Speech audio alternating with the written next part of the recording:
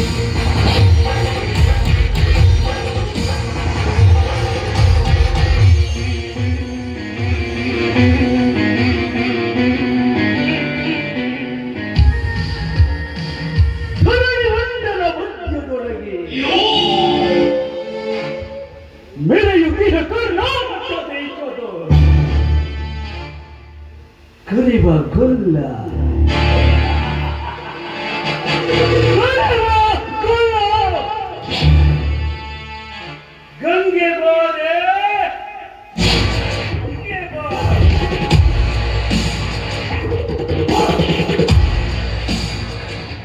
ಕಾವ್ಯ ನೀನು ಬಾರೆ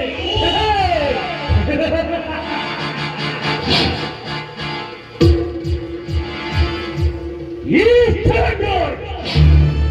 ಹೋಗಿರುವ ಚಕ್ರ ವ್ಯೂಹವನ್ನು ಬಾಕಿ ಹೋಗುವುದಕ್ಕೆ ನಿಂತಿದ್ದರೆ ಅಲ್ಲ, ಸಾಧ್ಯವಿಲ್ಲ. ಅಂತಹುದರಲ್ಲಿ ಅವರಿಗೆಲ್ಲ ನೀನು ನನ್ನ ಮಾಂಸದ ಬೇಟೆಯಾಗಿ ತಪ್ಪಿಸಿಕೊಂಡು ಹೋಗ್ತೀಯಾ ಅಂತಂದರೆ ಅದು ಕೇವಲ ಕನಸಿನಲ್ಲ.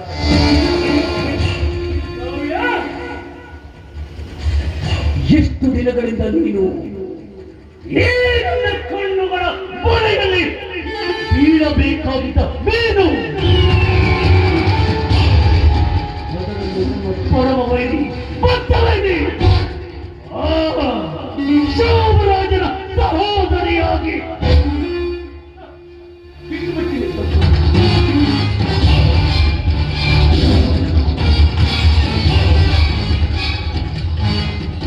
ಸಾಧ್ಯವೇ ಇಲ್ಲ. ಇವನು ಕಾಮುಕನ ಕಾಮುಕನು, ವೈರಿಗಳ ಹೆಣಗಟ್ಟಿರುವ ಗಂಡುಗಳ ಗಂಡ. ನಿನ್ನಂತವಳ ಅಂಬವನ್ನ ಹಾಗೆಯೇ ಮನಸಾಯಿಚ್ಛೆ ಮಕರಂದದಂತೆ ಹೀರುವ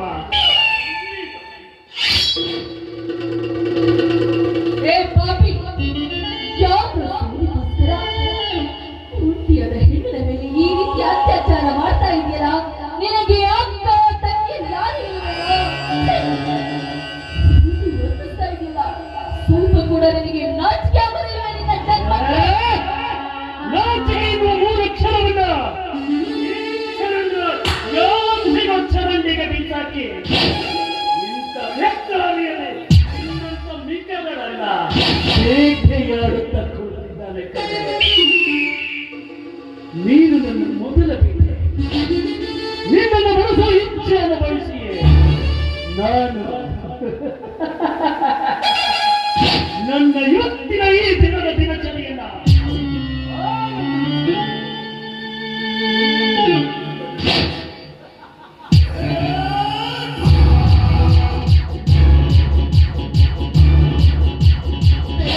ಚೆನ್ನಾಗಿ ಹೋಗಿದ್ದೇನೆ, ಹುಟ್ಟು ಹಿಡಿಸಿಕೊಂಡು ಹೋಗಿದ್ದೇನೆ. ಹುಚ್ಚನಾಗಿ ರಕ್ತ ಹಿಡಿಯುವ ಮುನ್ನ ನನ್ನ ತೋಳುಗಳಲ್ಲಿ ಬಂದಿಯಾಗಿ ಸ್ವರ್ಗ ಸುಖವನ್ನ ನೀಡು ಕಾವ್ಯ, ಸ್ವರ್ಗ ಸುಖವನ್ನ ನೀಡು.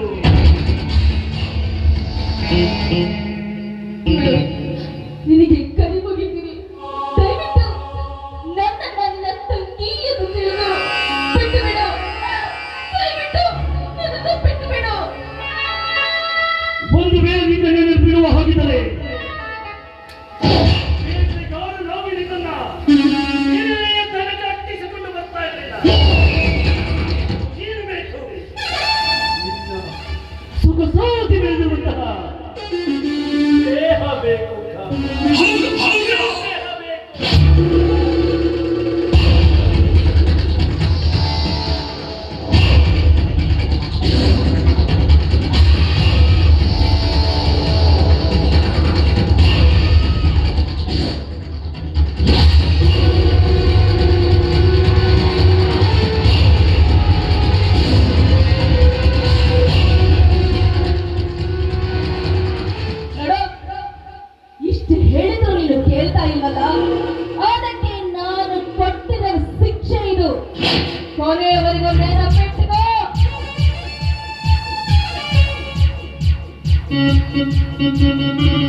ಚಿನ್ನೈ ಮೇಲೆ ಹೊರದು ನೀನನ್ನು ಅವಮಾನಿಸಬಿಟ್ಟೆ ಕಾವ್ಯ. ಒಂದು ವೇಳೆ ನೀ ನನ್ನನ್ನು ಮೇಲುತ್ತಲೇ ಇದ್ದಿದ್ದರೆ ನಿನ್ನ ಕರುಣಾಜನಕ ಸ್ಥಿತಿಯನ್ನು ನೋಡಿ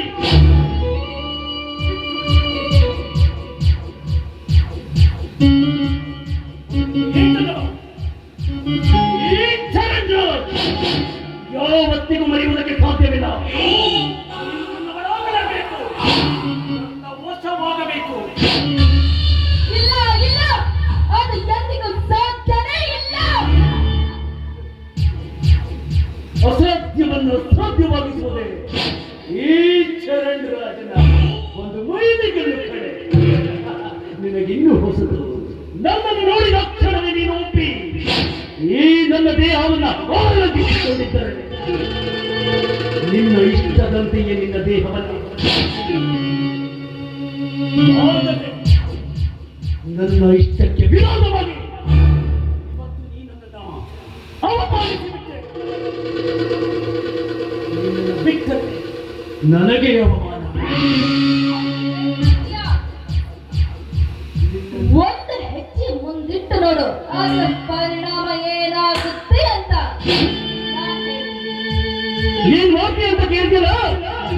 ನಿನ್ನ ಇಡೀ ದೇಹವನ್ನು ನನ್ನ ಎತ್ತಿನ ಮಟ್ಟಿನಲ್ಲಿ ಹಾಕಿಕೊಂಡು ಮುಟ್ಟಿದ ಗಡಿಗೆಯನ್ನಾಗಿ ಮಾಡದಿದ್ದರೆ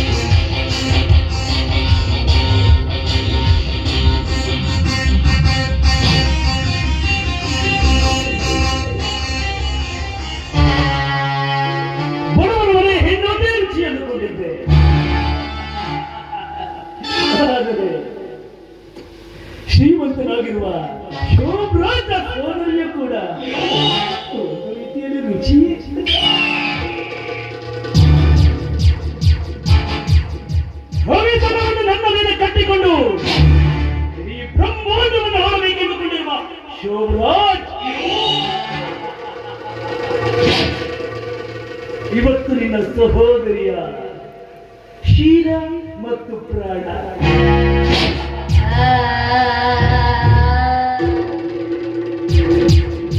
ನನ್ನಿಂದಲೇ ಹರಣವಾಗಿ ಹೋಯ್ತು ಕಣ.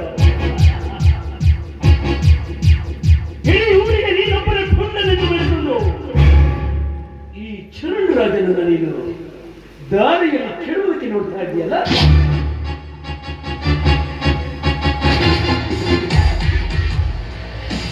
ಅದು ಯಾವತ್ತಿಗೂ ಸಾಧ್ಯವಿಲ್ಲ.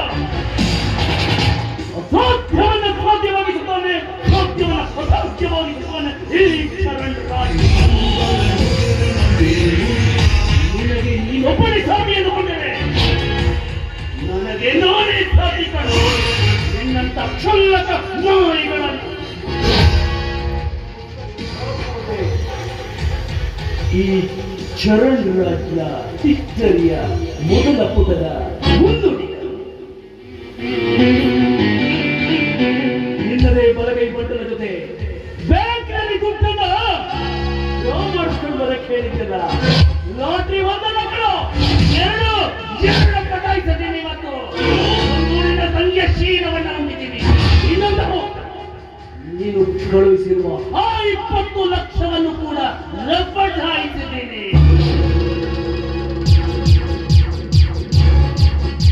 ಜೀವನದಲ್ಲಿ ಎಷ್ಟು ಬೇಗ ಮೇಲೆ ಬರ್ತೀಯ ಅಂತ ನಾನು ನೋಡ್ತೀನಿ. ಮೇಲೆ ಬಾ, ಮತ್ತೆ ಮತ್ತೆ ನಿನ್ನ ಹೋದಾಗ್ತೀನಿ. ನನ್ನ ಮಗನೇ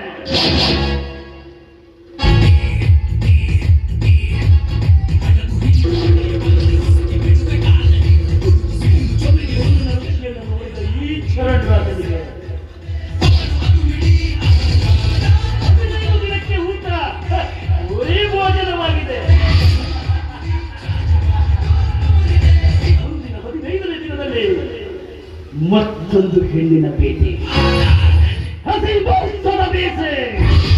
ಹಸಿ ಮಾಂಸವನ್ನ ಹಾಗೆಯೇ ನನ್ನನ ಹಸಿರಿರುವ ಬಟ್ಟಲಿನಲ್ಲಿ